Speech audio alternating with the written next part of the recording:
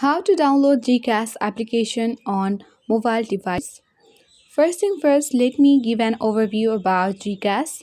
So GCash is a mobile wallet and financial services app in the Philippines which allows users to perform various financial transactions such as sending money, paying bills, buying load and even investing. So, in order to download GCash in your mobile device, you need to go to the Play Store or App Store that is available on your mobile device. Once you open at the top, there is the search bar, tap on it and you need to type in GCash and search the GCash application.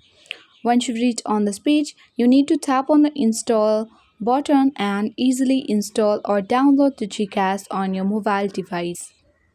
You have to wait for a while until the application gets downloaded on your mobile.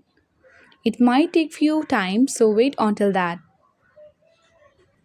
So as you can see that the application has already been installed. Now you can tap on the open button and easily use the GCash mobile wallet on your mobile device.